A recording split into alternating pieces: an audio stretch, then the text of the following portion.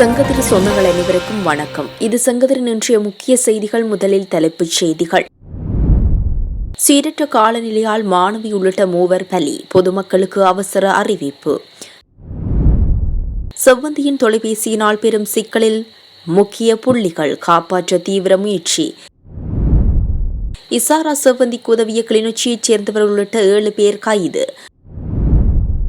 பல்கலைக்கழக மாணவர்களிடையே மோதல், நீதிமன்றம் பிறப்பித்த அதிரடி உத்தரவு. மாகாண சபை தேர்தல் அடுத்த வருடம், வெளியான அறிவிப்பு.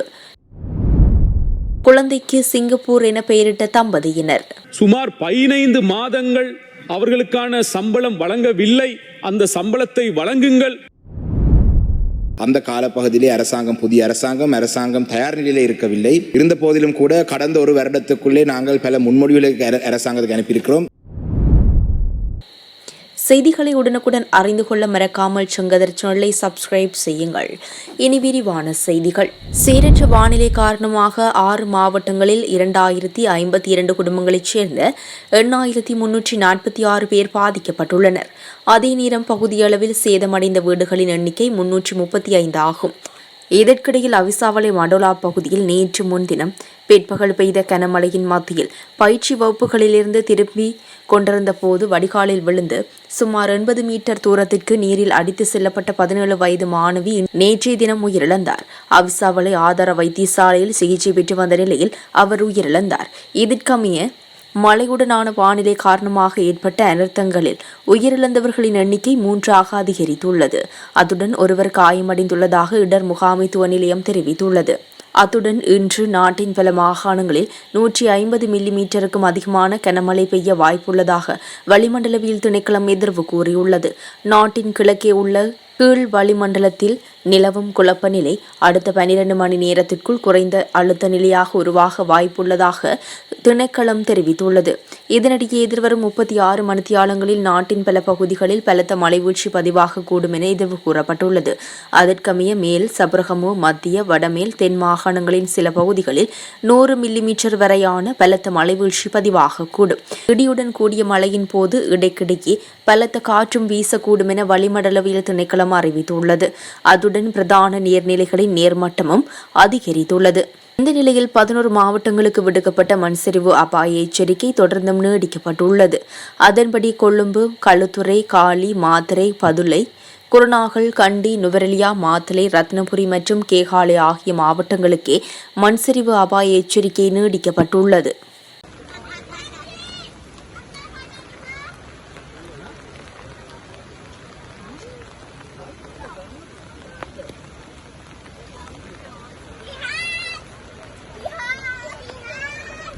தடுப்பு காவலில் விசாரணைக்கு உட்படுத்தப்பட்டுள்ள இசாரா செவ்வந்தியின் வாக்குமூலத்தினூடாக பல விடயங்கள் வெளியாகியுள்ளன.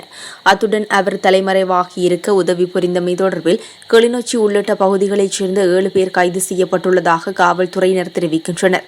நேபாளத்திலிருந்து கைது செய்யப்பட்டு அழைத்து வரப்பட்ட இசாரா செவ்வந்தி 90 நாட்கள் தடுப்பு காவலில் வைத்து விசாரணைக்கு உட்படுத்தப்பட்டுள்ளார். அதற்கமைய கனேமுள்ள சஞ்சீவ கொலை செய்யப்பட்டதன் பின்னர் நாட்டின் சில பகுதிகளில் இசாரா செவ்வந்தி தலைமறைவாகியிருந்தார். அதன்படி மித்தனிய, கிளிநொச்சி, யாழ்ப்பாணம் என அவர் தங்கியிருந்த பகுதிகளில் உதவி புரிந்தவர்கள் கைது செய்யப்படுவதாக காவல்துறையினர் தெரிவிக்கின்றனர்.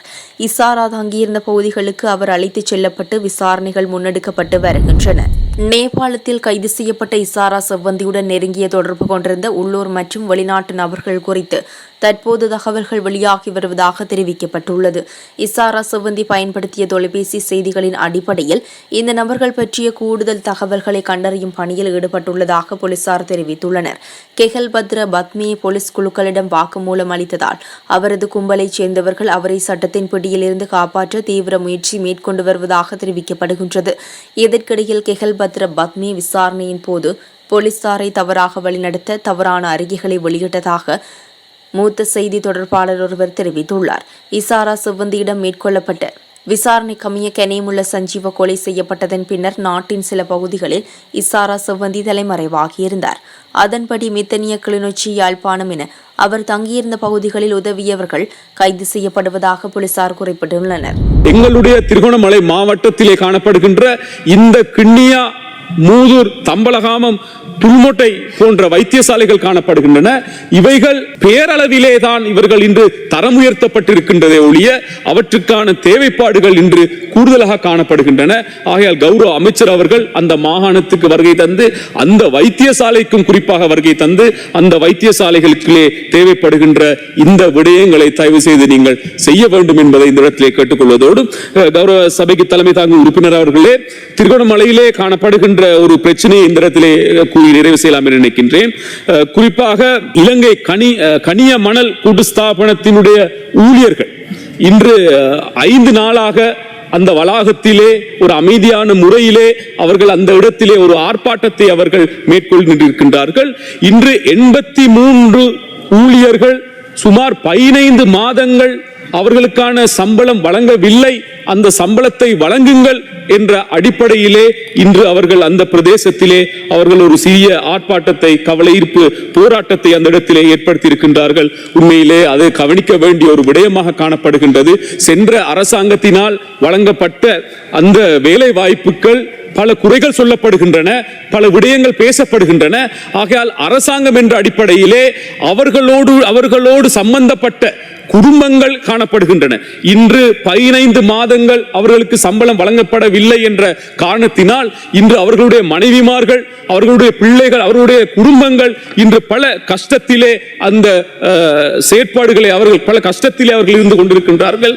ஆகையால் இந்த 83 ஊழியர்களுடைய கடந்த வருடம் வெள்ள அனர்த்தம் வந்த பொழுது மட்டக்களப்பு மாவட்டத்திலே மட்டக்களப்பு இருக்கும் மக்கள் மாத்திரமல்ல, கிழக்கு மாநிலத்தில் இருக்கும் மக்கள் பல அசௌகரியங்களை முகம் கொடுக்க வேண்டிய சூழலுக்கு தள்ளப்பட்டார் என்றால் அந்த காலப்பகுதியிலே புதிய அரசாங்கம் தயார் நிலையில் இருக்கவில்லை. இருந்த போதிலும் கூட கடந்த ஒரு வருடத்துக்குள்ளே நாங்கள் பல முன்மொழிவுகளை அரசாங்கத்துக்கு அனுப்பியிருக்கிறோம். மிக முக்கியமாக construction of a disaster safety center 4 disaster safety centers Vettuchenai Porativu பற்றிலே உண்டு, பிரம்படி தீவு கோர்லைப்பற்று தெற்கிலே உண்டு, எருவில் கோடமடு மண்முன தென்னிலை பற்றிலே உண்டு, பண்டாரியாவளி மண்முனை சவுத் வெஸ்ட் டிவிஷன்ல உண்டு. இது சம்பந்தமாக ஆய்வுகளை செய்து வெள்ள அனர்த்தம் தற்பொழுது வந்து கொண்டிருக்கின்றது.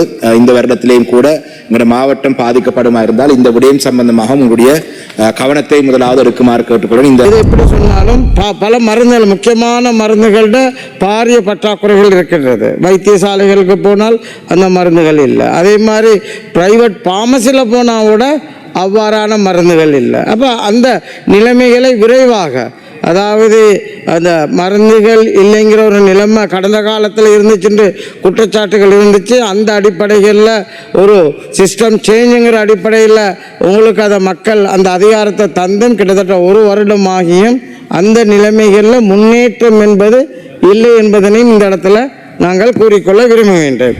2025ஆம் ஆண்டின் இதுவரையான காலப்பகுதியில் நாடு முழுவதும் 40,633 பேர் டெங்கு நோயால் பாதிக்கப்பட்டுள்ளமை கண்டறியப்பட்டுள்ளதாக டெங்கு நோய் கட்டுப்பாட்டு பிரிவு தெரிவித்துள்ளது.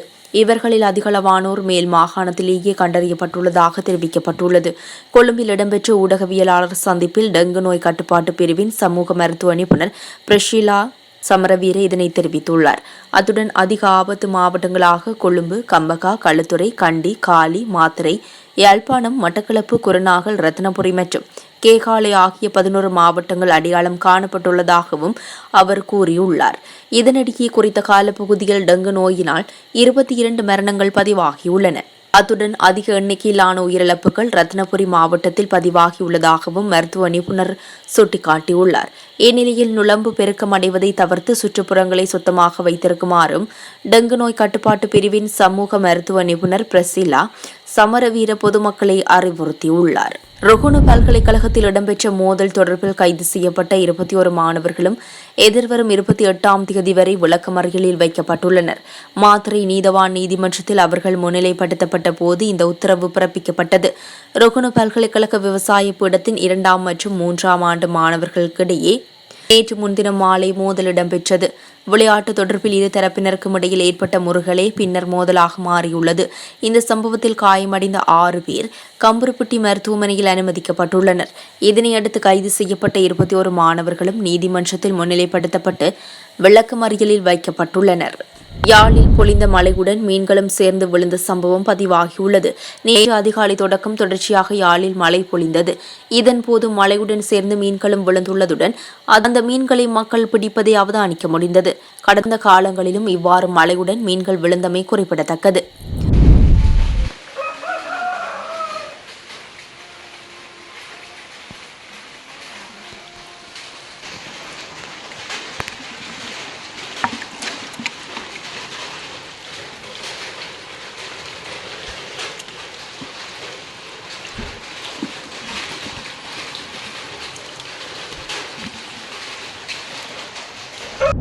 மாகாண சபை தேர்தலை அடுத்த வருடம் நடத்த வேண்டும் என்ற முடிவில் அமைச்சரவையும் உறுதியாக உள்ளது என்று நீதி அமைச்சர் சட்டத்தரணி ஹர்சன நாணயக்கார தெரிவித்துள்ளார். எனினும் எந்த முறைமையில் தேர்தல் நடத்தப்படும் என்பது பற்றி முடிவெடுக்கப்படவில்லை என்றும் அவர் கூறியுள்ளார். அதேவேளை புதிய அரசமைப்பு இயற்றப்படும் என தேசிய மக்கள் சக்தியால் வழங்கப்பட்ட உறுதிமொழியும் நிறைவேற்றப்படும் என்று அதற்கான கால எல்லையை சரியாக குறிப்பிட முடியாது என்றும் அமைச்சர் மேலும் குறிப்பிட்டுள்ளார்.